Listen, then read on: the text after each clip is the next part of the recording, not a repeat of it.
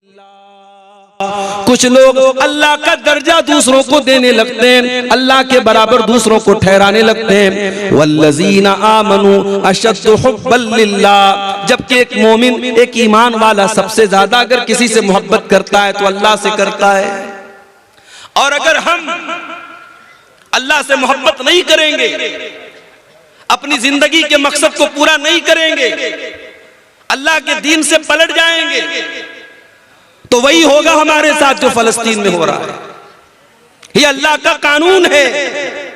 अल्लाह ने कुरान में बता दिया कि अगर तुम फिर जाओगे हम बदल के दूसरी कौम को ले आएंगे। या अय्युहल्लज़ीना आमनू मन यर्तद्द मिनकुम अन दीनिही फसौफा यातिल्लाहु बिक़ौमिन, ऐ ईमान वालो अगर तुम अल्लाह के दीन से पलट जाओगे, अगर तुम अल्लाह के दीन से पीछे हो जाओगे, फिर जाओगे, अल्लाह ताला दूसरी कौम को ले आएगा और ऐसी कौम को लाएगा युहिब्बुहुम व युहिब्बूनहु, अल्लाह उनसे मोहब्बत करेगा, वो अल्लाह से मोहब्बत करेंगे। अज़िल्लतिन अलल मोमिनीन, जो ईमान वालों के लिए बड़े नर्म होंगे, इज्जतिन अलल काफिरीन, और काफिरों के लिए बड़े सख्त होंगे। युजाहिदून फी सबीलिल्लाह, अल्लाह ऐसे लोगों को लाएगा जो अल्लाह की राह में जिहाद करेंगे। वला यखाफून लौमत लाइम, और किसी की परवाह नहीं करेंगे, किसी से डरेंगे नहीं। अगर हम अल्लाह से मोहब्बत नहीं करेंगे, हम परवाह नहीं करेंगे कि अल्लाह हमसे खुश है कि नहीं, अल्लाह हमसे नाराज तो नहीं है, अगर हम इस बात की परवाह करना बंद कर देंगे, अल्लाह दूसरी कौम को ले आएगा और अल्लाह हमें जमीन से मिटा देगा। और आज हम कायनात में ये चीज मेरे भाइयों हम देख रहे हैं। तो आज की तकरीर का मेरा मौजू क्या है? वो कौन सी ऐसी चीजें हैं जो अल्लाह को पसंद नहीं है, जिनका नाम लेकर के अल्लाह ने कहा कि ये काम मत करना, ये काम मुझे पसंद नहीं है, मैं ये काम पसंद नहीं करता, अगर ये करोगे तो मैं नाराज हो जाऊंगा। भाई मोहब्बत करते हो ना अल्लाह से, अगर अल्लाह से मोहब्बत करते हो तो फिर परवाह करनी पड़ेगी कि अल्लाह को क्या पसंद है और क्या नापसंद है। तो आज हमारी तकरीर का टॉपिक है अल्लाह को क्या नापसंद है। तो सुनेंगे इंशाअल्लाह, और सिर्फ सुनना नहीं है, इंशाअल्लाह अमल भी करना है। जितनी चीजें बयान की जाएंगी कुरान की रोशनी में और हदीस की रोशनी में बयान की जाएंगी, और नंबर से मैं बयान करूंगा। और मकसद यह है कि इन चीजों से हम अपने आप को बचाएं, जिन चीजों का नाम लेकर के अल्लाह ने कहा कि ये चीज हमें पसंद नहीं है। आइए कुरान का दूसरा पारा खोलते हैं। अल्लाह फरमाता है वक़ातिलू फी सबीलिल्लाहिल्लज़ीना युक़ातिलूनकुम, ऐ ईमान वालो तुम उनसे जंग करो जो तुमसे जंग करते हैं, तुम उनसे लड़ाई करो जो तुमसे लड़ाई करते हैं। वला तातदू, और देखो लड़ाई के मैदान में हद से तजावुज न करना, अल्लाह की बनाई हुई हद को पार न करना। इन्नल्लाह ला युहिब्बुल मुअतदीन, अल्लाह ताला हद पार करने वालों को पसंद नहीं करता। दुनिया वालों ने एक उसूल बनाया है। क्या उसूल है? Everything is fair in love and वार, प्यार में और जंग में सब जायज है। देखो आज जंग में क्या हो रहा है। एक तरफ हमास ने हमला किया इसराइल पर और 200-400-500 लोगों को मारा। मीडिया की रिपोर्ट्स ने बताया बच्चे भी मरे, औरतें भी मरे। इस्लाम के अकॉर्डिंग गलत है बच्चों को मारना, औरतों को मारना। जो जंग के मैदान में नहीं आया, जो लड़ नहीं रहा है, उसको नहीं मार सकते। अगर हमास के हमले में बच्चे मरे हम कंडेम करते हैं, अगर हमास के हमले में बेकसूर मरे हम मजम्मत करते हैं, हम निंदा करते हैं उसकी। मगर बदले में क्या हुआ? 500 के बदले में 7000 लोग अब तक मारे जा चुके हैं मीडिया की रिपोर्ट के मुताबिक। पूरा शहर गाजा तबाह हो चुका है, हॉस्पिटलों के ऊपर बमबारी हो रही है, छोटे छोटे मासूम बच्चे मर रहे हैं और दुनिया के कानों पर कोई फर्क नहीं पड़ रहा है। तो मेरे भाई ये जंग है। जंग में लोग कहते हैं सब जायज है, बच्चे मरे जायज है, औरतें मरे जायज है। मेरे नबी ने क्या फरमाया? मेरे नबी जब जंग के मैदान में अपने सहाबा को भेजते तो क्या फरमाते हैं? उग़ज़ू बिस्मिल्लाह, जाओ अल्लाह का नाम लेकर के लड़ो। वक़ातिलू फी सबीलिल्लाह, और जाओ तुम अल्लाह के रास्ते में जाकर के लड़ो। वला तक़तुलू वलीदन, किसी बच्चे को कत्ल न करना। वला तक़तुलू शैखन फ़ानिया, कोई ऐसा बूढ़ा इंसान है जो जंग के मैदान में लड़ नहीं रहा है, जो मैदान जंग से किनारे है, उसको खबरदार कत्ल न करना। वला तग़ुल्लू, जंग के मैदान में भी किसी के साथ खयानत मत करना, किसी के साथ धोखा मत करना, किसी के साथ फ्रॉड मत करना। वला तक़तऊ शजरतन, किसी पेड़ को न काटना, किसी इबादतगाह को मत गिराना, किसी के पूजा स्थल को मत गिराना। ये इस्लाम ने उसूल बताए। दुनिया का उसूल है जंग में सब जायज है, मेरे नबी का उसूल है नहीं, जंग के मैदान में भी सब जायज नहीं है। वही बात कुरान कह रहा है, ऐ ईमान वालों, जब तुम अपने दुश्मनों से जंग करो, जब तुम अपने दुश्मनों से लड़ाई करो, वला तातदू, तो हद पार मत करो। अल्लाह ताला ने हर चीज की हद बनाई। इंसान जवान होता है, लड़का बालिग होता है, लड़की बालिग होती है। अल्लाह ने दोनों के अंदर जिनसी ख्वाहिश रखी है, सेक्सुअल डिजायर रखा है। मर्द को औरत की जरूरत है, औरत को मर्द की जरूरत है। अल्लाह ने इस ख्वाहिश को पूरा करने का जायज तरीका निकाह को बनाया। लड़का लड़की का निकाह कर दिया जाए, उनकी ख्वाहिश को सही तरीके से पूरा किया जाए। अब वही लड़का और वही लड़की अगर जिना का रास्ता अपनाए, अगर बदकारी का रास्ता अपनाए, अगर गलत लोगों से रिलेशनशिप कायम करे, मेरे प्यारे साथियों, यही अल्लाह की हद से तजावुज करना है। और अल्लाह फरमाता है, वला तातदू इन्नल्लाह ला युहिब्बुल मुअतदीन, अल्लाह की हद कभी पार मत करना, अल्लाह हद पार करने वालों को पसंद नहीं करता है। आपके इलाके में लड़कियों को हिस्सा देते हैं वरासत में? बोलो भाई, क्या लड़की बाप की वरासत में हिस्सा पाती है आपके इलाके में? नहीं पाती, मैं जानता हूं नहीं पाती है। क्यों? अरे हमने लड़की की शादी कर दी, जहेज लंबा चौड़ा जहेज दे दिया, अब क्या वरासत में हिस्सा भी दे? ये मेंटेलिटी है हमारी।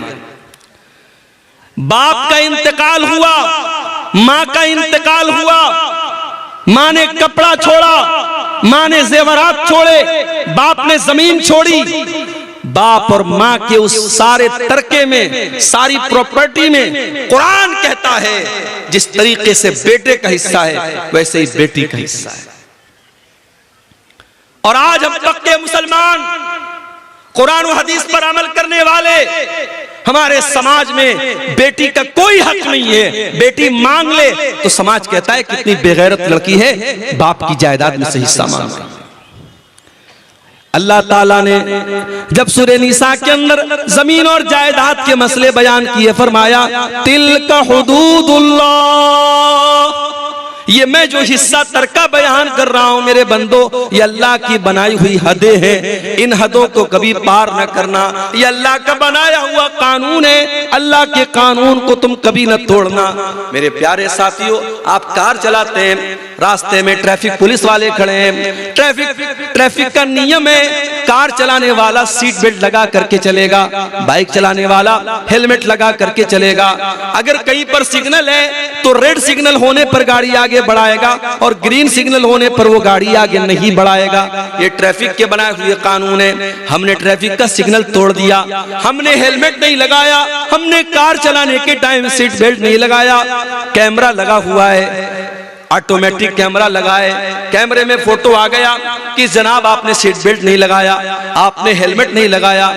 आज ऑटोमेटिक सिस्टम हो चुका है, आपके मोबाइल के ऊपर मैसेज आ गया, आप हेलमेट के बगैर गाड़ी चला रहे थे, 500 रुपए की पेनाल्टी लग गई। सीट बेल्ट के बगैर आप कार चला रहे थे, 1000 की पेनाल्टी लग गई। आपने सिग्नल क्रॉस किया था, 500 रुपए की पेनाल्टी लग गई। आज दुनिया वालों ने ट्रैफिक के कानून को तोड़ने के लिए पेनाल्टियां बनाई है, जुर्माने बनाए हैं। मेरे प्यारे साथियों, अल्लाह ताला ने भी शरीयत में बहुत सारे कानून बनाए हैं, बहुत सारी लिमिट्स बनाई हैं। अगर हम उन कवानीन को तोड़ेंगे अल्लाह हमसे नाराज होगा। अल्लाह पेनाल्टी तो नहीं लगाएगा लेकिन अल्लाह ताला नाराज होगा, और जब वो नाराज होगा तो फिर हमारा अंजाम बहुत बुरा होने वाला है।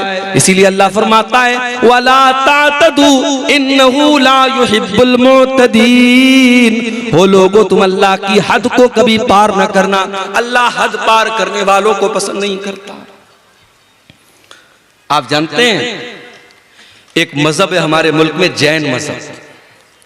जैन मजहब के लोग कोई गोश्त नहीं खाते, वो 100% शाकाहारी होते हैं। और इतना ही नहीं, वो जब चलते हैं तो मास्क लगा के चलते हैं। क्यों? क्योंकि उनका कहना है जब हम हवा में सांस लेते हैं तो बहुत सारे कीड़े मकोड़े और बहुत सारे जरासीम और कीटाणु हमारे सांस लेने से मर जाते हैं, तो हम मास्क लगा लेते हैं ताकि उनकी हत्या न हो। बहुत सारे जैन मजहब के जो उनके गुरु होते हैं वो नंगे रहते हैं, क्योंकि उनके मजहब के जो रहनुमा है उनकी तालीम है कि कपड़ा भी मत पहनो, नंगे रहो। ये जैन मजहब की तालीम है। इस्लाम की तालीम क्या है? इस्लाम ये कहता है, अल्लाह कुरान में कहता है या अय्युहल्लज़ीना आमनू ला तुहर्रिमू तय्यिबाति मा अहल्लल्लाहु लकुम। ऐ ईमान वालों, खबरदार, जिस चीज को अल्लाह ने हलाल किया है तुम्हें हराम करने का कोई अधिकार नहीं है। ठीक है, कोई शाकाहारी हो सकता है, कोई मुसलमान भी ऐसा हो सकता है उसको गोश्त पसंद नहीं है, वो सब्जी खाता है, वो दाल खाता है, बहुत अच्छी बात है, कोई मसला नहीं, कोई हर्ज की बात नहीं। लेकिन अगर वो गोश्त को हराम समझता है, वो ये समझता है कि गोश्त का खाना सही नहीं है, ये जीव हत्या है, ये जानवरों का कत्ल है, ये जानवरों का खून बहाना है, कान खोल करके सुन लो। अल्लाह फरमाता है या अय्युहल्लज़ीना आमनू ला तुहर्रिमू तय्यिबाति मा अहल्लल्लाहु लकुम। ऐ ईमान वालों, जो चीज अल्लाह ने तुम्हारे लिए हलाल की है, जो चीज अल्लाह ने जायज की है, तुम कौन होते हो हराम करने वाले? तुम कौन होते हो नाजायज करने वाले? वला तातदू, ऐ ईमान वालों, अल्लाह की हद को कभी क्रॉस न करो। इन्नहु ला युहिब्बुल मुअतदीन, अल्लाह ताला हद से तजावुज करने वालों को पसंद नहीं करता।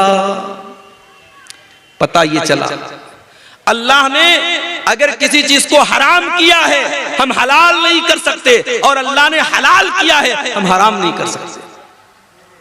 एक मर्तबा अल्लाह के नबी ने अपने ऊपर शहद को हराम कर लिया। अपनी एक बीवी के कहने पर जब उस बीवी ने अल्लाह के नबी से कहा कि अल्लाह के नबी, आपके मुंह से मगाफिर की महक आती है। मगाफिर एक बदबूदार फूल होता था। अल्लाह के प्यारे नबी हजरत ज़ैनब के यहाँ से शहद खा के आया करते थे और दूसरी बीवियों को पसंद नहीं था, शहद खाने की वजह से देर हो जाया करती थी। तो उन्होंने कहा अल्लाह के नबी, आपके मुंह से मगाफिर की महक आती है। अल्लाह के नबी ने अपनी बीवी को राजी करने के लिए ये कसम खा ली कि मैं आज के बाद शहद नहीं खाऊंगा। जब शहद खाने से मेरे मुंह से महक आती है, जब शहद खाने से मेरे मुंह से बदबू आती है, मैं आज के बाद शहद नहीं खाऊंगा। एक नॉर्मल सी बात थी, नबी ने अपने ऊपर शहद को हराम कर दिया। लेकिन अल्लाह के लिए नॉर्मल बात नहीं थी। अल्लाह ने कुरान की आयत नाजिल कर दी, या अय्युहन नबिय्यु लिमा तुहर्रिमु मा अहल्लल्लाहु लका तबतगी मर्दात अज़वाजिक। ऐ नबी, आपको ये अधिकार किसने दे दिया, ये हक किसने दे दिया कि जिस शहद को अल्लाह ताला ने हलाल किया था आपने अपने ऊपर हराम कर लिया अपनी कुछ बीवियों को खुश करने के लिए। ऐ नबी, आपको भी अल्लाह के हलाल किए हुए चीज को हराम करने का अधिकार नहीं है। हम नहीं कर सकते, किसी हलाल चीज को हराम नहीं कर सकते और किसी हराम को हलाल नहीं कर सकते मेरे भाई।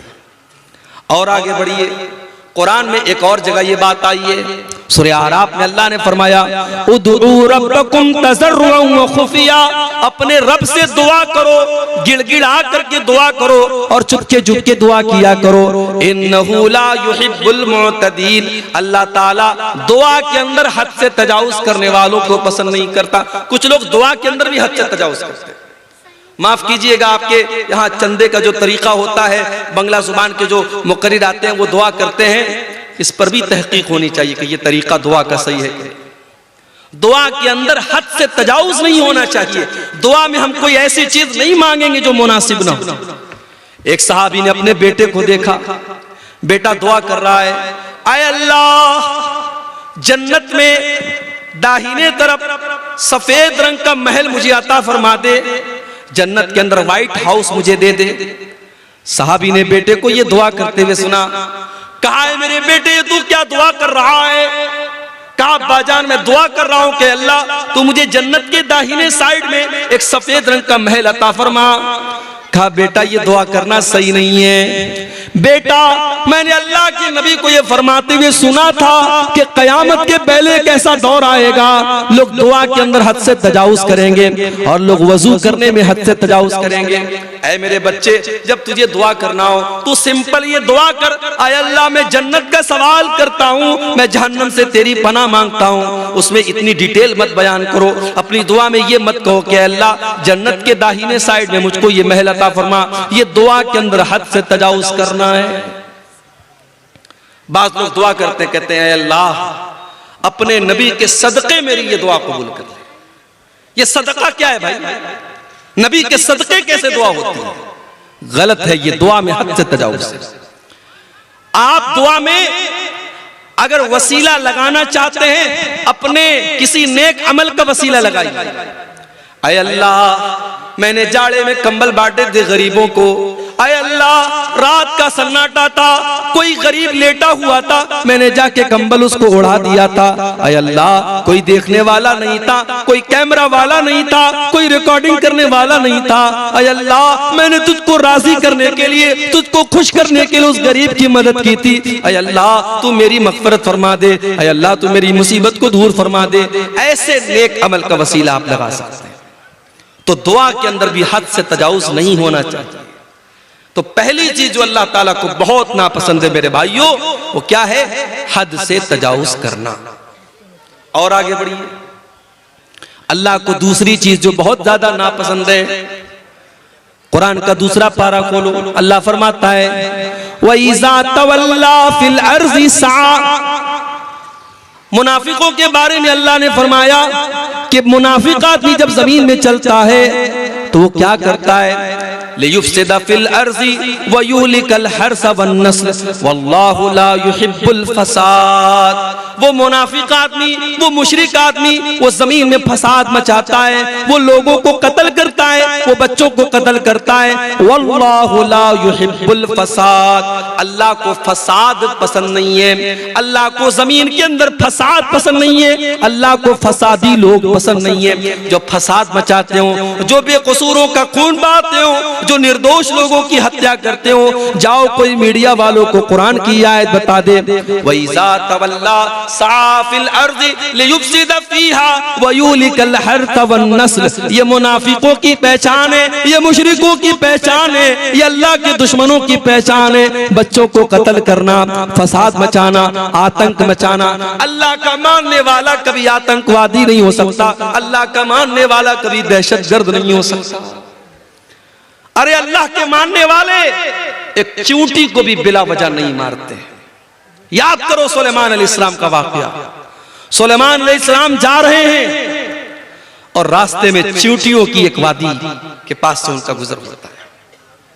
सुलेमान अलैहिस्सलाम को अल्लाह ताला ने एक स्पेशल नॉलेज दी थी, वो चींटियों की बोली को भी सुन लेते थे, समझ लेते थे। हत्ता इज़ा अतौ अला वादिन नमली क़ालत नमलतुन या अय्युहन नमलु दुखुलू मसाकिनकुम। जब सुलेमान का लश्कर चींटियों की वादी के पास से गुजरा तो चींटियों की रानी ने अपनी चींटियों से कहा, ऐ चींटियों जल्दी जल्दी अपने बिल में दाखिल हो जाओ। ला यहतिमन्नकुम सुलेमान व जुनूदुहु व हुम ला यशऊरून। कहीं ऐसा न हो कि सुलेमान और उनका लश्कर अपने पांवों से तुम्हें रौंद डाले, तुम्हारे ऊपर चढ़ जाए, तुम्हें खत्म कर दे और उनको पता न चले। वहुम ला यशऊरून, उनको पता न चले। इसका मतलब कि जानबूझकर सुलेमान अलैहिस्सलाम चींटी को भी तकलीफ नहीं पहुंचा सकते। ओ मेरे मीडिया वाले भाइयों, ओ दुनिया में इस्लाम के खिलाफ प्रोपेगेंडा करने वाले न्यूज चैनल वालों, कभी इस तरीके के वीडियो को भी अपने चैनलों पर लगाया करो, कभी इन बातों को भी अपने चैनलों पर लगाया करो। सुलेमान अलैहिस्सलाम का लश्कर चींटी की हत्या नहीं कर सकता। एक नबी का मानने वाला जब चींटी की हत्या नहीं कर सकता, किसी निर्दोष की हत्या कैसे कर सकता है? वल्लाहु ला युहिब्बुल फसाद, अल्लाह को फसाद मचाने वाले, आतंक मचाने वाले पसंद नहीं है। इस्लाम तो वो मजहब है मेरे भाई। एक निर्दोष की हत्या, एक बेकसूर का खून बहाने वाला पूरी मानवता का हत्यारा है, पूरी इंसानियत का कातिल है। अल्लाह फरमाता है मन कतल नफ्सन बिगैरि नफ्सिन औ फसादिन फिल अर्दी फकअन्नमा कतलन नास जमीआ, जिसने एक निर्दोष की हत्या की उसने पूरी इंसानियत को कत्ल कर दिया। उसने इतना बड़ा पाप कर दिया कि पूरी इंसानियत को कत्ल कर दिया। वमन अहयाहा फकअन्नमा अहयन नास जमीआ, और एक इंसान की जान बचाने वाला पूरी इंसानियत की जान बचाने वाला है। मेरे प्यारे साथियों, दुनिया में पहला मर्डर किसने किया था? काबिल ने अपने भाई हाबिल का किया था, और औरत के चक्कर में किया था, लड़की के चक्कर में किया था। औरत के चक्कर में काबिल ने हाबिल को कत्ल किया था, दुनिया का पहला मर्डर किया था। अल्लाह के नबी फरमाते हैं अब कयामत तक जितने मर्डर होंगे, जितने कत्ल होंगे, हर मर्डर और हर कत्ल का जिम्मेदार काबिल होगा, जो कि पहला कत्ल उसने किया था। पता ये चला कि जो बुराई की शुरुआत करता है, जो किसी गलत काम की शुरुआत करता है, उसके ऊपर कयामत तक और जब तक वो गलत काम होता रहेगा उसका वबाल उसके ऊपर पड़ता रहेगा, उसकी सजा उसको मिलती रहेगी। इसलिए बुराई करने से ज्यादा खतरनाक बुराई की स्टार्टिंग करना है।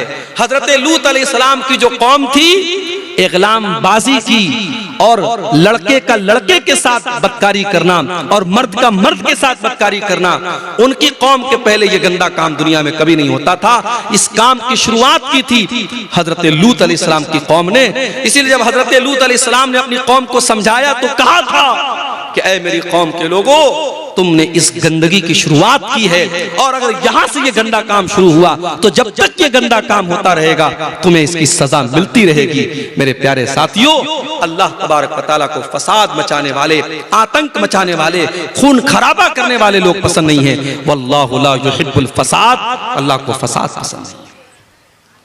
अरे इस्लाम का तो ये हाल है। हमारे प्यारे नबी जब सन 8 हिजरी में मक्का में दाखिल हुए, 10,000 का लश्कर आपके साथ है। मक्का के अंदर आप बड़ी फातिहाना शान के साथ दाखिल हो रहे हैं। ये वही मक्का है जहां से आपको निकाला गया है। ये वही मक्का है जहां अल्लाह की बारगाह में सजदा करना आपके लिए हराम कर दिया गया, जहां नमाज की हालत में आपका गला दबाने की कोशिश की गई, जहां नमाज की हालत में आपकी गर्दन में चादर डाली गई, जहां नमाज की हालत में आपकी गर्दन के ऊपर गंदगी डाली गई। ये वही मक्का है जहां के लोगों ने ग़ज़वे उहद में आपके चचा हमजा का कलेजा चबाया। ये वही मक्का है जहां के लोगों ने ग़ज़वे उहद में आपको मारा था, आपके दांत तोड़े थे, आपके चेहरे से खून बहा था। ये सारे वाक़यात आपने अपनी आंखों से देखे हैं। लेकिन मेरे प्यारे साथियों, आप देखिए सन 8 हिजरी में जब अल्लाह के नबी मक्का में दाखिल होते हैं, आप पहले खाने काबा को सारे बुतों से पाक करते हैं, और खाने काबा को बुतों से पाक करने के बाद जब आप खाने काबा के दरवाजे पर खड़े होते हैं तो आप क्या कहते हैं? ऐ मक्का वालों, ऐ कुरैश के लोगों, ये बताओ तुम अपने मोहम्मद से तुम्हें क्या उम्मीद है? मैं तुम्हारे साथ क्या सलूक करूंगा?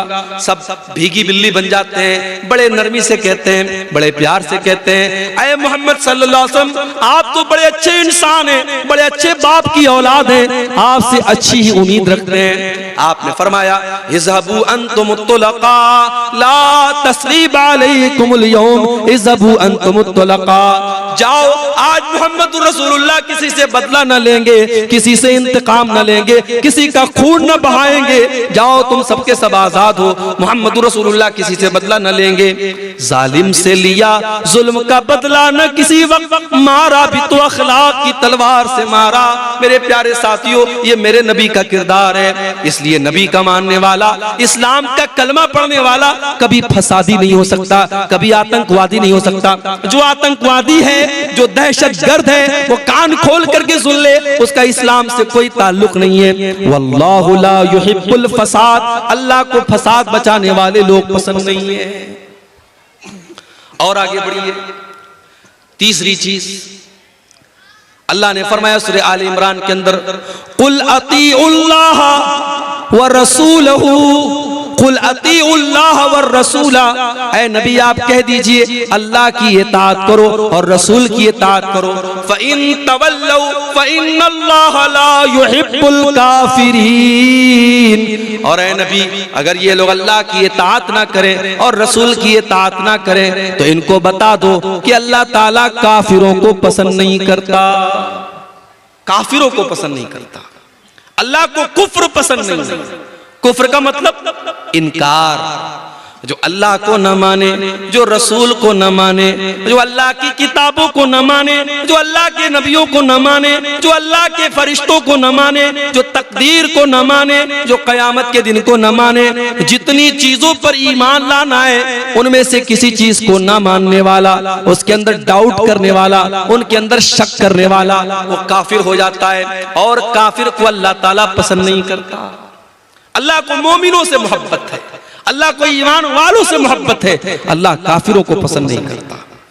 अल्लाह को कुफ्र से इतनी नफरत है, अगर कोई इंसान कुफ्र की हालत में मर जाए, अल्लाह फरमाता है वलल्लज़ीना यमूतूना वहुम कुफ्फार,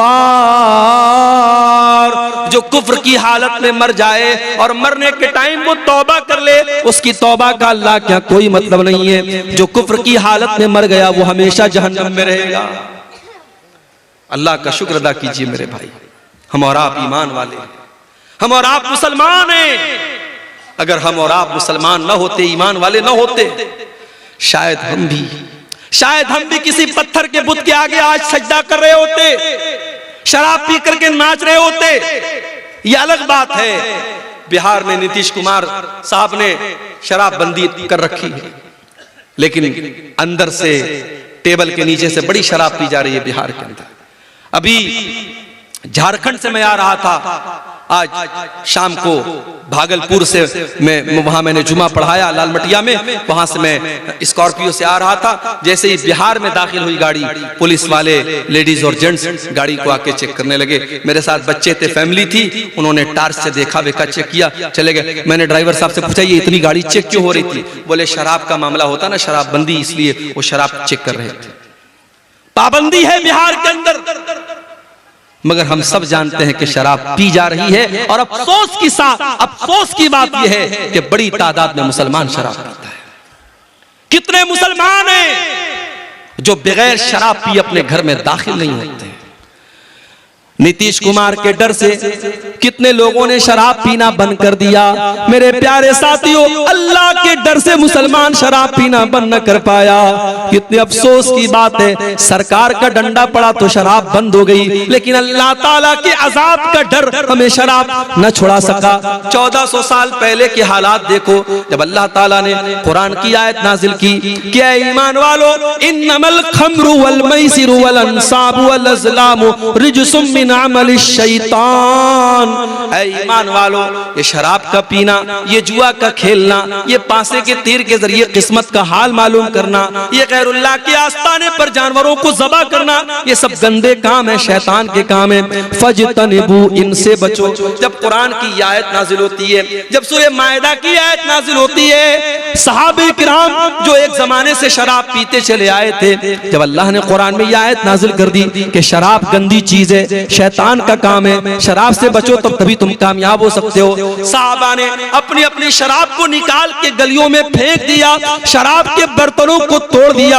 यहाँ तक कि कुछ साहबा शराब का बिजनेस करते थे, शराब का कारोबार करते थे, उनके पास लाखों की शराब थी, हजारों की शराब थी, उन्होंने सारी शराब को बर्बाद कर दिया। कहा जब शराब हराम है तो शराब का बिजनेस भी हराम है, शराब का कारोबार भी हराम है। उन्होंने सारी शराब को पानी की तरह बहा दिया। मेरे मेरे प्यारे साथियों, ईमान इसका नाम है, अल्लाह के रसूल की इत्तिबा इसका नाम है। कोई एडवर्टीजमेंट नहीं किया गया, कोई प्रचार नहीं किया गया, कोई रेडियो पर ऐलान न हुआ, कोई माइक में लाउड स्पीकर में ऐलान न हुआ, बस नबी ने एक ऐलान करवा दिया। कुरान की आयत नाजिल हुई और अल्लाह के नबी ने कुरान की आयत पढ़ के सुना दी कि अल्लाह कह रहा है कि शराब गंदी चीज है, इससे बचो।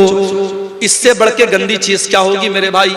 आज शराब पी करके आदमी घर में आता है, जुबान से गंदी गंदी गालियां निकालता है, शराब पी के घर में आता है, अपनी बहन और बेटी को भी गंदी गंदी बातें कहता है, शराब पी करके घर में आता है, अपने बच्चों के सामने नाजेबा बातें करता है, शराब पी करके अपनी बीवी की कमाई खाता है, शराब पी करके अपनी सारी कमाई को लुटा देता है। इसीलिए हजरत उस्मान गनी कहा करते थे, इन्नल खम्रा उम्मुल खबाइस, ये शराब तो तमाम बुराइयों की जड़ है। जो शराब पी लेता है वो ज़िना भी कर सकता है, जो शराब पी लेता है वो कत्ल भी कर सकता है, जो शराब पी लेगा वो दुनिया का कोई भी गंदा काम कर लेगा। तो आप देखें, अल्लाह ताला को काफिर पसंद नहीं। आज काफिर से ज्यादा मुसलमान शराब पी रहा है। हम बिहार गवर्नमेंट की बात क्या करें, 1400 साल पहले हमारे नबी ने शराब बंदी कर दी थी, मगर आज मुसलमानों का एक बड़ा तबका शराब पी रहा है। मेरे प्यारे साथियों, अगर आप में से कोई भाई इस गंदगी में मुब्तला है, अगर शराब के नशे में मुब्तला है, अल्लाह के वास्ते तौबा कर लो। नहीं पता मौत कब आ जाए, क्या पता शराब के नशे में इंसान धुत है और उसी हालत में दिल की धड़कन बंद हो जाए, हार्ट अटैक हो जाए और उसी हालत में इंसान का इंतकाल हो जाए। अल्लाह के नबी फरमाते हैं, इन्नल अब्द युबासु अला मा माता अलैहि, बंदे का इंतकाल जिस हाल में होगा, बंदा जिस हाल में मरेगा उसी हाल में कयामत के दिन उठाया जाएगा। ऐ शराब पीने वाले, अगर तेरा इंतकाल उसी हालत में हो गया, कल कयामत के दिन अल्लाह की बारगाह में तू शराब के नशे में उठेगा, तो अल्लाह को क्या मुंह दिखाएगा, तो अल्लाह को क्या जवाब देगा? इस गंदी चीज से तू जल्दी से तौबा कर ले, अपने परिवार को, अपने आप को इससे तू नजात दे दे। मेरा रब कुरान में कहता है, वला तुल्कू बिअयदीकुम इला तहलुका, अपने आप को हलाकत में न डालो। जो शराब आपको हलाकत में डाल रही है, जो बर्बाद कर रही है, उस शराब से अपने दामन को बचा लो मेरे भाई। तो अल्लाह को काफिर पसंद नहीं है, अल्लाह को काफिर पसंद नहीं। अगर कुफ्र की हालत में आदमी मर गया, अंजाम क्या होगा? अल्लाह ने फरमाया, इन्नल्लज़ीना कफरू व मातू व हुम कुफ्फारुन फलन युक़बल मिन अहदिहिम मिल्उल अर्ज़ि ज़हबा। जो लोग कुफ्र की हालत में मर जाएंगे, ईमान की दौलत उनको नसीब नहीं होगी। कान खोल करके सुन लो, अल्लाह फरमा रहा है, कल कयामत के दिन अल्लाह की बारगाह में अगर जमीन भर के सोना भी वो लेके आ जाएंगे और अल्लाह से कहेंगे, अल्लाह तू जमीन भर के सोना ले ले और हमको जहन्नम के अजाब से बचा ले। अल्लाह फरमाता है, फलन युक़बल मिन अहदिहिम, जमीन भर के सोना लेकर के भी उनको जहन्नम की आग से नजात न मिलेगी, जहन्नम की आग से अल्लाह उनको नहीं बचाएगा। इसलिए मेरे भाइयों, ईमान की कद्र करो और ईमान पर कायम रहो। अल्लाह को काफिर पसंद नहीं है, अल्लाह को कुफ्र पसंद नहीं है। और आगे बढ़ो, अल्लाह को एक और चीज बहुत ज्यादा नापसंद है। क्या है वो चीज? वला तुजादिल अनिल्लज़ीना यख्तानून अनफुसहुम। ऐ नबी, ऐ मेरे प्यारे नबी, आप उन लोगों का डिफेंस मत कीजिए, उन लोगों का बचाव मत कीजिए, उन लोगों की तरफ से आप बहस मत कीजिए जो अपने आप के साथ खयानत करते हैं। इन्नल्लाह ला युहिब्बु मन काना खव्वानन असीमा। अल्लाह ताला ऐसे लोगों से मोहब्बत नहीं करता है जो खयानत करने वाले हों। खयानत अल्लाह को पसंद नहीं है। खयानत किसको बोलते हैं भाई? अमानत का उल्टा है खयानत। अमानत यह है कि आपको जो जिम्मेदारी दी जाए, आप उस जिम्मेदारी को सही तरीके से अदा करें। अगर आप टीचर हैं, आपकी जिम्मेदारी बच्चों को पढ़ाना है, पढ़ाने के टाइम आप बच्चों को पढ़ाने के बजाय मोबाइल में लगे हुए हैं, बच्चे शोर मचा रहे हैं, बच्चे किताब पढ़ नहीं रहे और टीचर मोबाइल में लगा हुआ है, ये अमानत के साथ खयानत है। पुलिस का काम क्राइम को रोकना है, पुलिस वाला बजाय क्राइम को रोकने के अगर क्रिमिनल लोगों से रिश्वत लेना शुरू कर दे, अगर वो गुंडों और बदमाशों से टैक्स लेने लगे, उनसे पैसा लेकर के उनको छोड़ने लगे, ये पुलिस के ओहदे के साथ खयानत है। इन्नल्लाह ला युहिब्बु मन कान खव्वानन अज़ीमा, अल्लाह को खयानत करने वाले लोग पसंद नहीं है। इसलिए अमानत में खयानत से बचो मेरे भाई। जो भी अमानत और जो भी जिम्मेदारी आपके कंधे पर डाली गई है, उस जिम्मेदारी को सही तरीके से पूरा करो। हमारे कुछ भाइयों ने हमको बताया, इसी बिहार की सरजमीन पर, इसी झारखंड की सरजमीन पर यह काम भी हो रहा है। एक मस्जिद का 4 बार फोटो लिया जा रहा है और 4 बार सऊदी अरब से उसका पैसा उठाया जा रहा है। एक बार ट्यूबवेल लगाया जा रहा है, एक बार उसको पिंक कलर से पेंट किया जा रहा है, फिर ग्रीन कलर से पेंट किया जा रहा है, फिर लाल कलर से पेंट किया जा रहा है। ट्यूबवेल तो एक बार लगा, लेकिन उसका पैसा 5 बार उठाया जा रहा है। ये 420 ये अल्लाह के दीन के नाम पे हो रही है, सदका खैरात के नाम पे हो रही है, ज़कात के नाम पर हो रही है। मेरे प्यारे साथियों, इस बेईमानी का हिसाब क़यामत के दिन देना पड़ेगा। उन उलमा को भी देना पड़ेगा, उन मशरूआत का काम करने वालों को भी देना पड़ेगा, जो आज उम्मत के पैसे के साथ इतनी बड़ी खयानत कर रहे हैं। आज कितनी मस्जिदें जो बाहर से फंड आया 30 लाख का, लेकिन उसमें दिया गया सिर्फ 10 लाख रुपये और मटेरियल को बिल्कुल हल्का कर दिया गया। पता ये चला 5 साल के बाद मस्जिद की छत बैठ गई, 5 साल के बाद मस्जिद की जमीन बैठ गई, 5 साल के बाद मस्जिद की दीवार गिर गई। पैसा आया 30 लाख, लगाया गया 10 लाख और 20 लाख को बीच में से गायब कर दिया गया। मेरे प्यारे साथियों, क्या ये खयानत नहीं है? इन्नल्लाह ला युहिब्बु मन काना खव्वानन अतीमा, अल्लाह ताला खयानत करने वालों को पसंद नहीं करता। और एक बात और कहना चाहता हूं, यहां बहुत सारे हमारे बुजुर्ग भाई भी बैठे हैं, औलाद वाले बैठे हैं, हमारी कुछ माएं भी बैठी होंगी। वो माएं हैं जिनकी घर में बेटियां हैं। अगर आप एक बेटी की माँ हैं, अगर आप एक बेटे के बाप हैं, ये बेटे और बेटी भी आपके कंधे पर अल्लाह की अमानत है। अल्लाह ने अगर आपको औलाद दिया है, अल्लाह औलाद के बारे में सवाल करेगा। अल्लाह के नबी फरमाते हैं, कुल्लुकुम राइउन व कुल्लुकुम मसऊलुन अन रइयतिही, ओ लोगों तुम सब के सब जिम्मेदार हो और तुमसे तुम्हारी जिम्मेदारी के बारे में सवाल किया जाएगा। फर्रजुलु राइन अला अहली बैतिही, इंसान अपने घर वालों का जिम्मेदार है, अपनी फैमिली का जिम्मेदार है, अपने परिवार का जिम्मेदार है और इंसान से उसके परिवार के बारे में सवाल किया जाएगा। वल मरअतु राइयतुन अला बैति ज़ौजिहा, और औरत अपने घर की जिम्मेदार है। शौहर तो नौकरी पे चला गया, शौहर तो दुकान पे चला गया, शौहर तो कारोबार पे चला गया, घर में 24 घंटे रहने वाली तो औरत है। घर में जवान बेटी किससे बातें कर रही है, रात को कहां 2-2 बजे तक मोबाइल पे लगी हुई है, रात को वो कहां जा रही है। आज अगर माँ इस बात की परवाह नहीं करती और बेटी रात रात भर गैर महरमों से चैटिंग कर रही है, कान खोल करके सुन लो मेरी माओ, बेटी तो गुनहगार होगी, बेटी की माँ को भी अल्लाह का हिसाब देना पड़ेगा।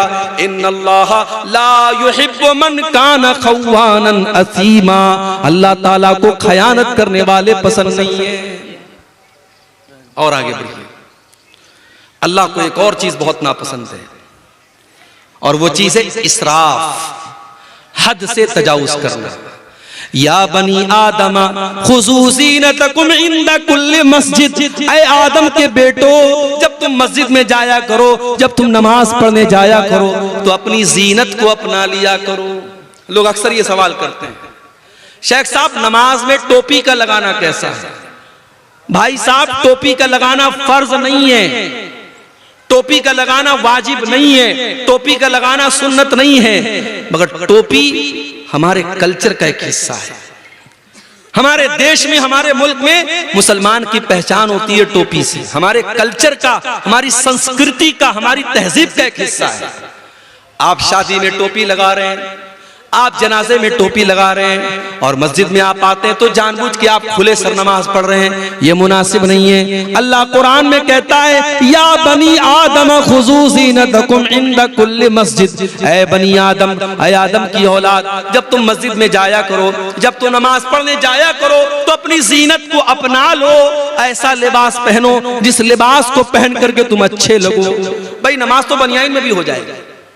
अगर मर्द का नाफ से लेकर के घुटने तक का हिस्सा ढका हुआ है और कंधा ढका हुआ है तो नमाज तो ऐसे भी हो जाएगा।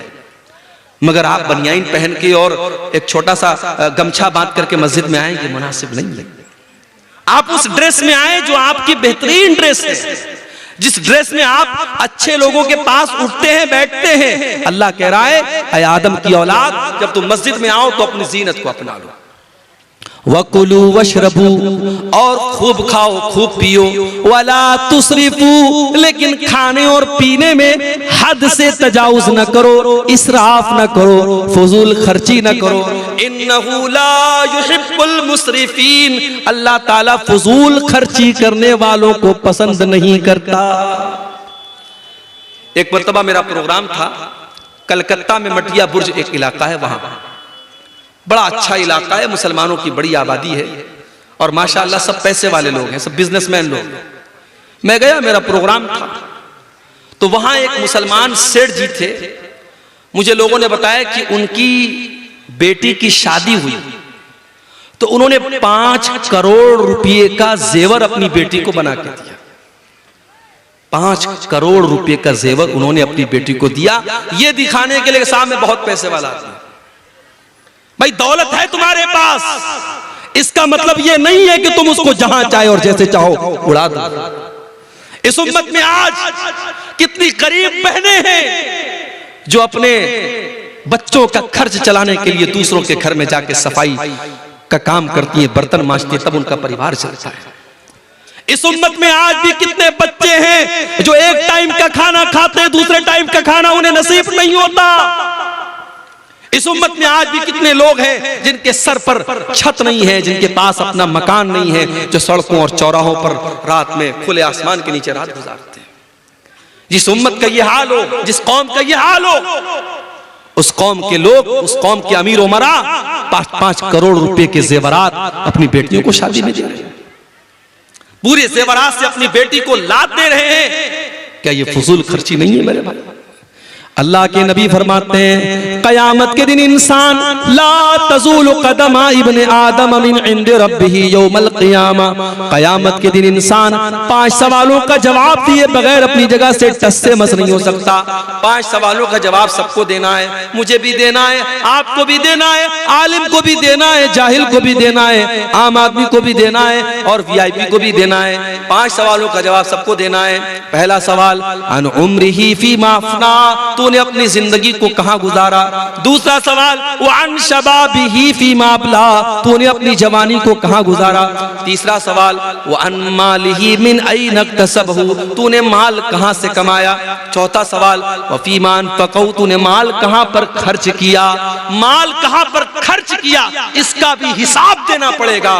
अपनी महबूबाओं के लिए रिचार्ज करवाने वाले हमारे मनचले नौजवान वो 100-200 रुपए का जो रिचार्ज कराते हैं अपनी कानों की लज्जत के लिए और बदकारी के लिए, वो भी तैयार रहे। माल कहां पे खर्च हो रहा है हिसाब देना पड़ेगा। और माल कैसे कमा रहे हो, ड्रीम 11 के जरिए कमा रहे हो, सट्टेबाजी के जरिए कमा रहे हो। अभी हमारे व्हाट्सएप पर एक मैसेज आया कि क्रिकेट के मैच में सट्टा लगाना हो तो हमसे कांटेक्ट कीजिए, हमारे ग्रुप को ज्वाइन कर लीजिए, हम 100% बिल्कुल सही भविष्यवाणी करते हैं। मैंने खोला वो ग्रुप, देखा, मैंने सोचा कि देखिए ये क्या भविष्यवाणी करता है। आज पाकिस्तान का और साउथ अफ्रीका का मैच था, उसने कहा ये मैच पाकिस्तान जीतेगा। अब कितने लोगों ने उसके कहने पर सट्टा लगा दिया होगा, लाखों का, करोड़ों का। और शाम रात होते होते जब रिजल्ट आया पता लगा पाकिस्तान हार गई और साउथ अफ्रीका जीत गई। ये सट्टेबाजी आज हमारा नौजवान बड़ी तादाद में व्हाट्सएप के जरिए, टेलीग्राम के जरिए, फेसबुक के जरिए बाकायदा सट्टा हो रहा है और लाखों करोड़ों का सट्टा हो रहा है और जुआ हो रहा है और हमारा मुसलमान उसमें हिस्सा ले रहा है। और मेरे प्यारे साथियों, वो ये सोच रहा है कि हम रातों रात अमीर बन जाएगा। अगर वो एक बार 1 लाख रुपया जीत जाएगा, अगली बार 10 लाख लगाएगा कि मैं 10 लाख जीत जाऊंगा, और पता लगा वो 10 लाख डुबा देगा, कर्जे में डूब जाएगा और अपने आप को और अपने घर वालों को दांव पे लगा देगा। मेरे प्यारे साथियों, माल कहां से कमा रहे हो इसका भी हिसाब देना पड़ेगा और माल कहां खर्च कर रहे हो इसका भी हिसाब देना पड़ेगा।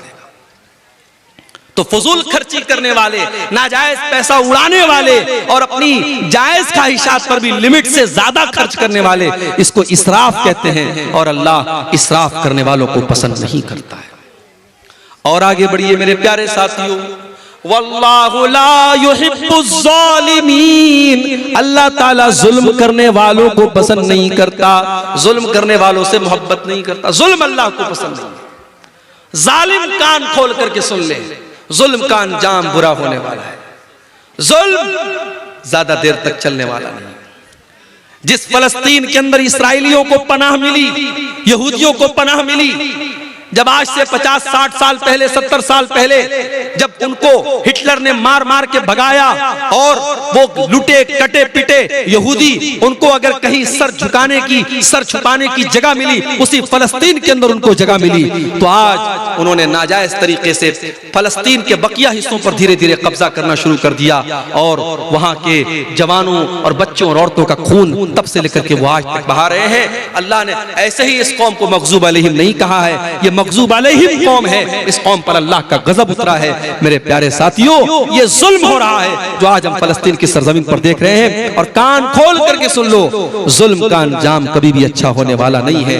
अल्लाह के नबी फरमाते हैं, इत्तक़ुज़्ज़ुल्म फ़इन्नज़्ज़ुल्म ज़ुलुमातुन यौमल क़ियामा, जुल्म करने से बचो, कयामत के दिन जुल्म करने वाला अंधेरों में रहेगा। जुल्म करने वाले को लाइट नसीब नहीं होगी।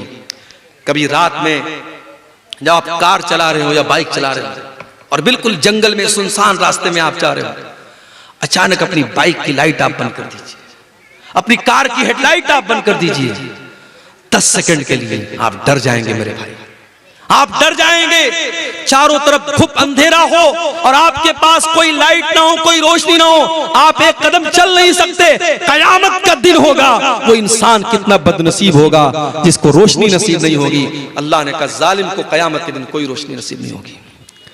दुनिया में जितना जुल्म करना है कर लो, ताकत का नशा, कुर्सी का नशा, पावर का नशा, जितना इस नशे पर उड़ना है उड़ लो, मगर याद रखो, नाव कागज की सदा चलती नहीं, जुल्म की टहनी कभी फलती नहीं। अल्लाह को जुल्म करने वाले लोग पसंद नहीं है मेरे प्यारे साथियों।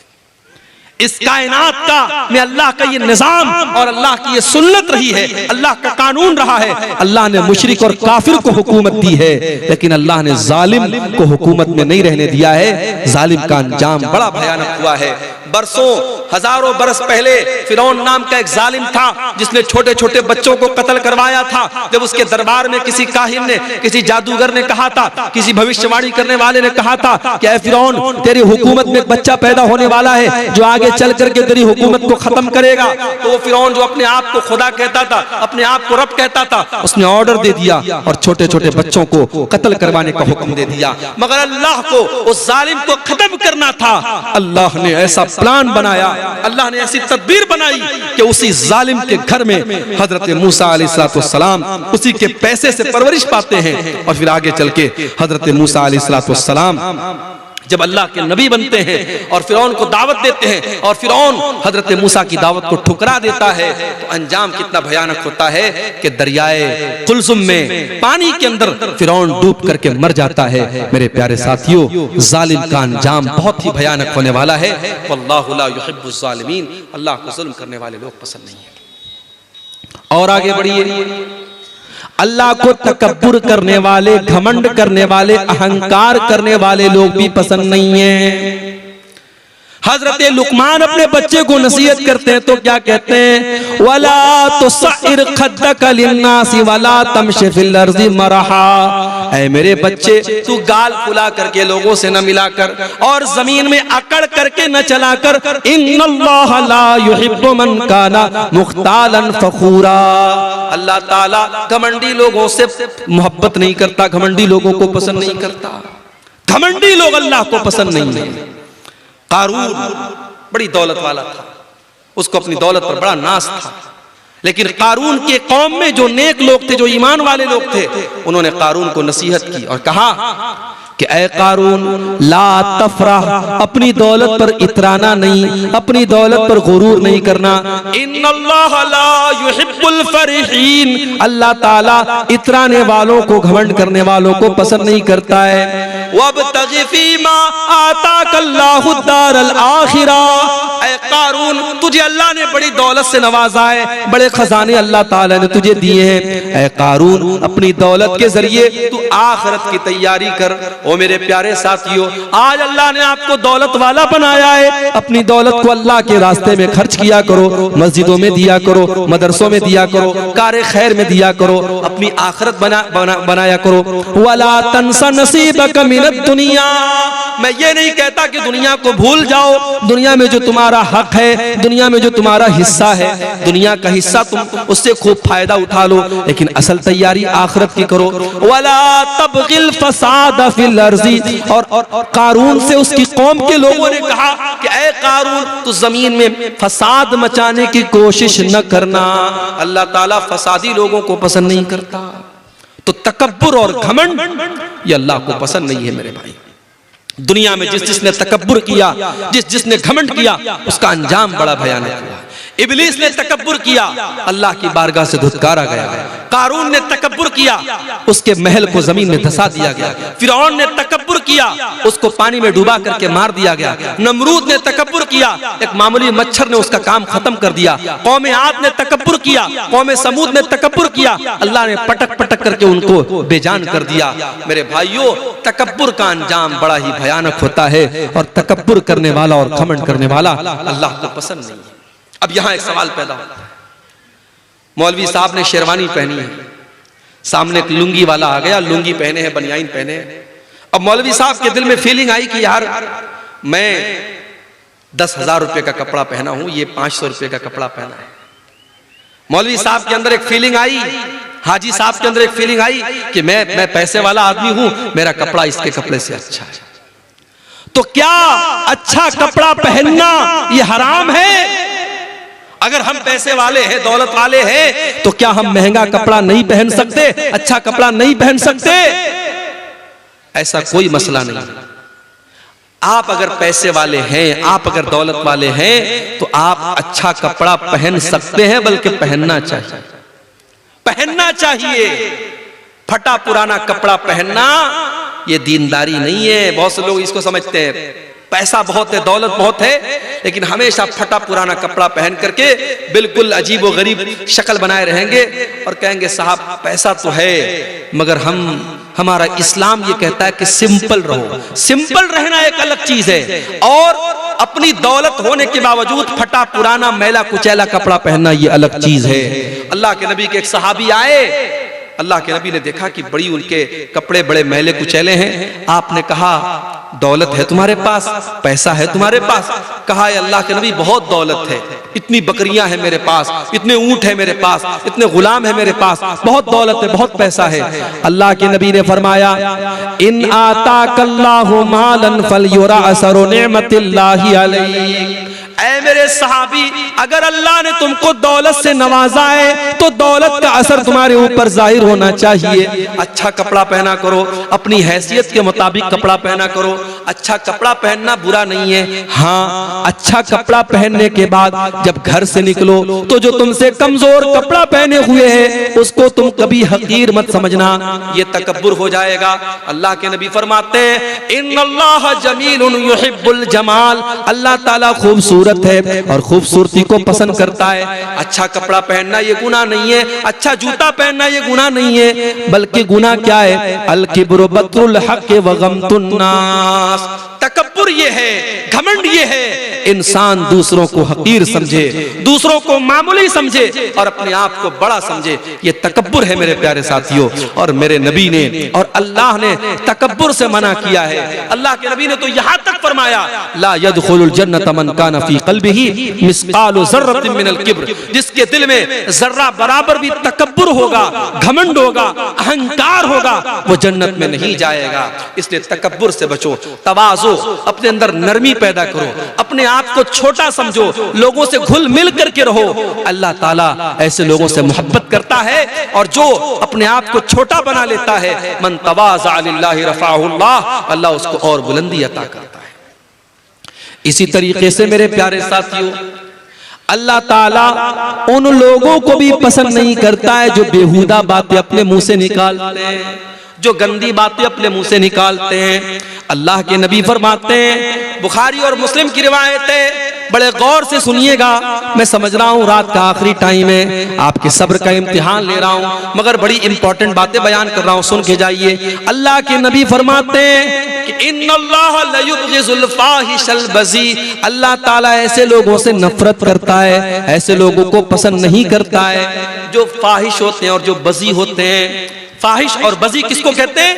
जिसकी जुबान गंदी होती है। जो जुबान से गाली बकता है, जो जुबान से बेहुदा बातें करता है, अल्लाह ऐसे लोगों को पसंद नहीं करता है। मेरे प्यारे साथियों, जुबान की हिफाजत करो, गाली गलौज से अपने आप को बचाओ। आज बाप गाली देता है, बच्चे उससे गाली सीखते हैं, बच्चियों की तरबियत पर असर पड़ता है। अपने घर को गाली से महफूज रखो, अपने घर को गाली से महफूज रखो। और बच्चों के हाथ में जो मोबाइल देते हो ना, मोबाइल पर भी चेक करो, बच्चा ऐसी रील तो नहीं देख रहा है, बच्चा गाली सीख रहा है, बच्चा बेहुदा बातें सीख रहा है। बच्चों की तरबियत पर भी बड़ी तवज्जो देने की जरूरत है।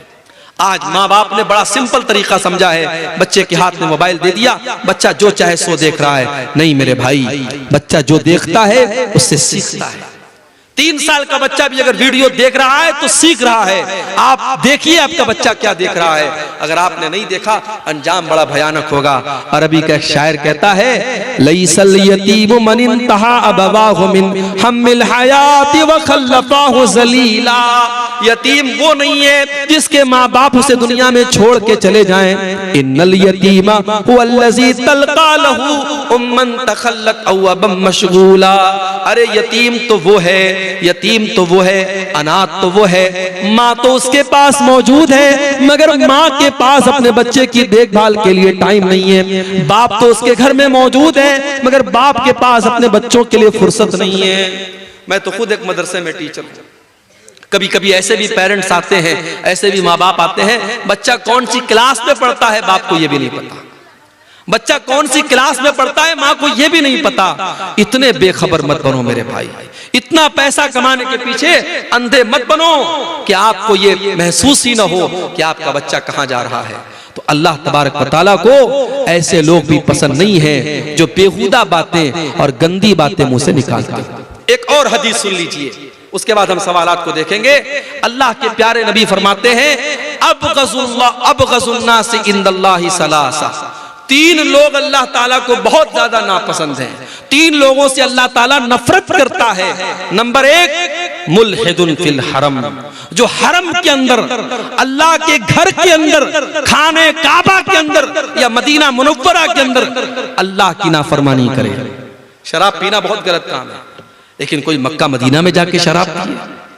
चोरी करना बहुत गलत काम है, लेकिन कोई मक्का मदीना में जाके हरम के अंदर जाके चोरी करे तो ये और बड़ा गुनाह है। इसलिए जो उम्रा करने जाएं, मैं समझाता हुई हूं अपने भाइयों, उम्रा करने आप गए, भीड़ लगी हुई है तवाफ के दौरान, अब आपकी ख्वाहिश है हजरे अस्वद को चूमने की, हजरे अस्वद को टच करने की, मगर मर्दों की भीड़ भी है, औरतों की भीड़ भी है। अब कुछ लोग क्या करते हैं, सबको चीरते हुए और फलांगते हुए जाकर के हजरे अस्वद को चूम लेते हैं। माफ करना मेरे भाई, हजरे अस्वद को चूमना और हजरे अस्वद को टच करना ये कंपलसरी नहीं है, ये जरूरी नहीं है, ये बस एक सुन्नत है, मुस्तहब है, बेहतर है। अगर आप छू सकते हैं तो छू लीजिए, नहीं छू सकते कोई मसला नहीं है, मगर वहां पे तवाफ के दौरान किसी औरत को टच करना हराम है, किसी मर्द को तकलीफ पहुंचाना हराम है। आप ऐसा तवाफ किस काम का कि दूसरों को तकलीफ पहुंचा करके आप आगे बढ़ रहे हैं। अल्लाह के नबी कह रहे हैं, मुल्हिदुन फिल हरम, जो हरम के अंदर, अल्लाह के घर के अंदर हराम काम करे, नाजायज काम करे, अल्लाह को नाराज करने वाला काम करे, ऐसा आदमी अल्लाह को बहुत नापसंद है।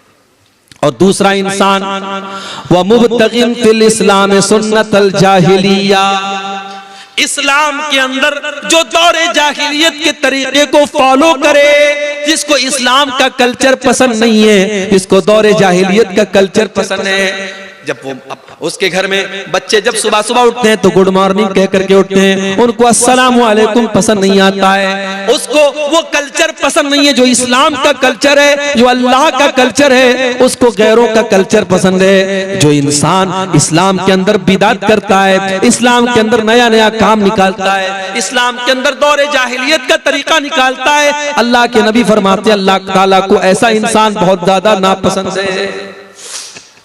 इसी तरीके से एक और इंसान अल्लाह के नबी फरमाते हैं अल्लाह ताला को बहुत नापसंद है। वह मुत्तलिबु दमम्रिइन मुस्लिमिन, किसी मुसलमान का खून बहाने वाला, बेकसूर इंसान का खून बहाने वाला और उसके खून का मुतालबा करने वाला, नाजायज तरीके से किसी मुसलमान का खून बहाने वाला, वो भी अल्लाह ताला को बहुत ज्यादा नापसंद है। तो ये चंद चीजें हैं मेरे प्यारे साथियों जो अल्लाह तबारक व तआला को बहुत ज्यादा नापसंद है, और कुरान में जिनका नाम ले लेकर के अल्लाह ने कहा कि हाँ ये चीजें हमें नापसंद है और हमें और आपको इससे बचना चाहिए। अब ये कुछ सवालात आए, हम इनको देखते हैं। ये एक सवाल आया है कि क्या नमाज की हालत में दाहिने पैर की जुम्बिश से नमाज खराब हो जाती है? देखिए, कोई मामूली जुम्बिश आप करते हैं, मान लीजिए कभी ऐसा हो रहा है कि हम नमाज पढ़ रहे हैं, अब कहीं खुजली हो रही है, हाथ से आपने खुजला दिया, या किसी पाँव में किसी कीड़े ने काट दिया, पाँव से आपने खुजला लिया, उससे कोई हर्ज की बात नहीं। नमाज की हालत में कोई ऐसा काम आप मत कीजिए कि ऐसा लगे कि आप नमाज के बाहर हैं, नमाज के अंदर आप है ही नहीं है। बिल्कुल आप जैसे आपने हाथ बांधा हुआ है, अब हाथ सब छोड़ छाड़ के आप सर खुजाने लगे, पेट खुजाने लगे, तो ये मुनासिब नहीं है, उससे आपकी नमाज खतरे में पड़ जाएगी। मामूली कोई जुम्बिश हो गई तो उससे कोई हर्ज की बात नहीं है। क्या पैर के नापाकी को धोए बिना वजू शुरू कर सकते हैं?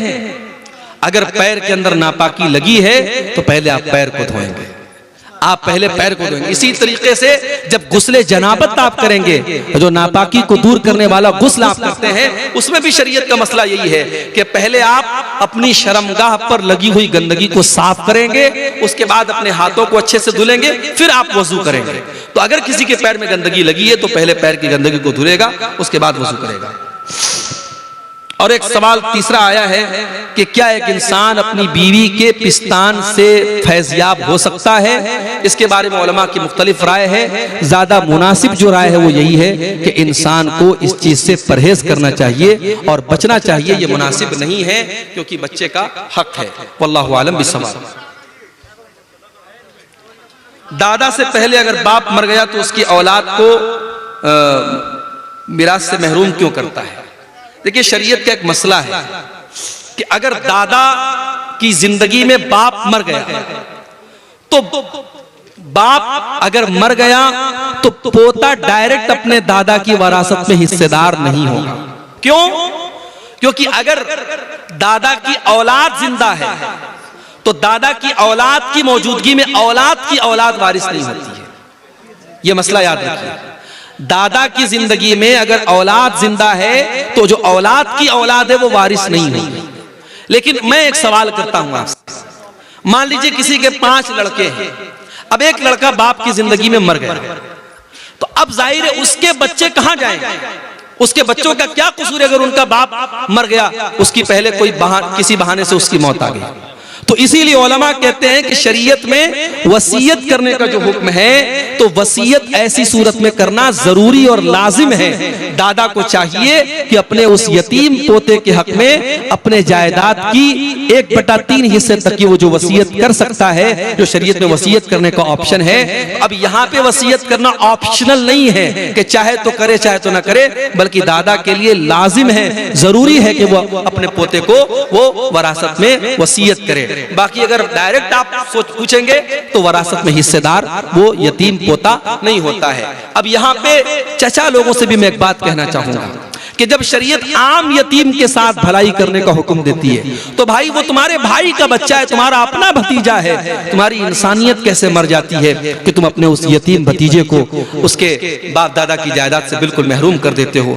आज बड़े अफसोस के साथ कहना पड़ता है कि शरीयत के इस मसले का बड़ा मिसयूज किया जाता है, और जहां बाप की जिंदगी में किसी बेटे का इंतकाल हो जाता है तो उसके बच्चों को पूरी जायदाद से लोग बेदखल कर देते हैं, और लोग ये नहीं सोचते हैं कि ये कितना बड़ा जुल्म हम कर रहे हैं और उस बच्चे को हम जीते जी उसके हक से महरूम कर रहे हैं। एक सवाल ये आया है कि मेरा बच्चा 10 साल का हो गया है और अब मैं अकीका देना चाहता हूं, क्या मैं दे सकता हूं? बिल्कुल दे सकते हैं। अकीका का सबसे बेहतरीन टाइम 7वें दिन है। अगर 7वें दिन आप किसी वजह से नहीं कर पाए तो उसके बाद आप कभी भी कर सकते हैं, जब भी आपके पास ताकत तो आप कर दें। कोशिश ये कीजिए कि एज सुन एज पॉसिबल, जितनी जल्दी मुमकिन हो कर लीजिए। अगर किसी वजह से नहीं कर पाए, बच्चा 10 साल का हो गया, 20 साल का हो गया, कभी भी आप उसका अकीका कर सकते हैं। लेकिन एक बात अकीका में याद रखिए, बड़े जानवर का अकीका साबित नहीं है, क्योंकि आपके यहाँ बड़े जानवर की कुर्बानी होती है और बड़ा जानवर आप शौक से खाते हैं। तो मैं साफ वाज़ेह तौर पे कह दूं कि अकीका में छोटा जानवर, बकरा बकरी भेड़ा भेड़ी, यही आप कर सकते हैं। बड़े जानवर का अकीका साबित नहीं है, इससे हमें और आपको बचना चाहिए। ठीक है, ये एक सवाल आया है, क्या सलातुत तस्बीह की नमाज पढ़ना अल्लाह के नबी से साबित है? इस सवाल का जवाब मैं कई बार दे चुका हूं कि सलातुत तस्बीह की नमाज के बारे में जो हदीस है, उस हदीस के बारे में उलमा के दरमियान आपस में इख्तिलाफ है। कुछ उलमा का कहना है कि सलातुत तस्बीह की जो हदीस है वो सही है, और कुछ उलमा का कहना है कि वो हदीस सही नहीं है। अब जब उलमा ही के दरमियान और मुहद्दिसीन ही के दरमियान इख्तिलाफ है, तो हम ये देखेंगे कि ज्यादा मजबूत बात किसकी है। तो ज्यादा मजबूत बात हमें उन उलमा की लग रही है जो ये कहते हैं कि सलातुत तस्बीह की नमाज नहीं पढ़ना चाहिए। उसके बारे में जो हदीस है वो सही नहीं है। क्यों? क्योंकि सनद के एतबार से भी हदीस सही नहीं है, और सलातुत तस्बीह की नमाज का जो तरीका है वो तरीका बिल्कुल हट के है, वो आम नमाजों से बिल्कुल अलग है, और उस पर जो सवाब बयान किया गया है वो सवाब भी बिल्कुल अलग है। इसलिए सलातुत तस्बीह की नमाज नहीं पढ़नी चाहिए। अगर किसी का दिल मुतमईन होता है उन उलमा की तहकीक पर जिन्होंने उसको जायज कहा है, तो पढ़ भी सकता है। हमें दलील के एतबार से जो ज्यादा मजबूत बात समझ में आती है वो ये है कि नहीं पढ़ना चाहिए। जो नमाजें ऑलरेडी साबित हैं, जैसे चाश्त की नमाज है, जैसे तहज्जुद की नमाज है, जैसे आम नफिल नमाजें हैं, उनको आप पढ़िए, वो इंशाअल्लाह हमारे लिए काफी है। क्या नमाज जनाजा के बाद इज्तिमाई दुआ करना अल्लाह के नबी सल्लल्लाहु अलैहि वसल्लम से साबित है?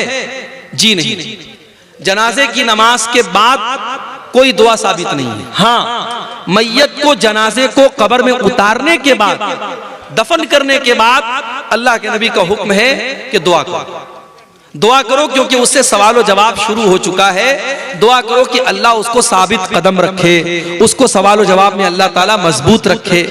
तो वहां पे हम दुआ करेंगे, उसमें भी इज्तिमाई शक्ल नहीं होगी। इज्तिमाई शक्ल का मतलब यह है कि इमाम साहब दुआ करें और बाकी सब लोग आमीन करें, वो मुनासिब नहीं है। हाँ, सब लोग हाथ उठा के अपने अपने तौर पे दुआ करें कि ऐ अल्लाह, ये जो इंसान मरा है और जिसको अभी हमने कब्र में दफनाया है, ऐ अल्लाह तो इसकी मगफरत फरमा दे, इसकी कब्र की मंजिल को आसान कर दे। इस तरीके से आप दुआ करना चाहें तो कर सकते हैं।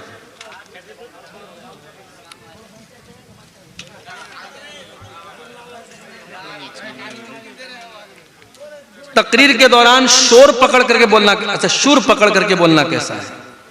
तो भाई, तकरीर का असल मकसद होता है आवाम तक अपनी बात पहुंचाना। तो उसमें आपका जो कंटेंट है वो सही होना चाहिए।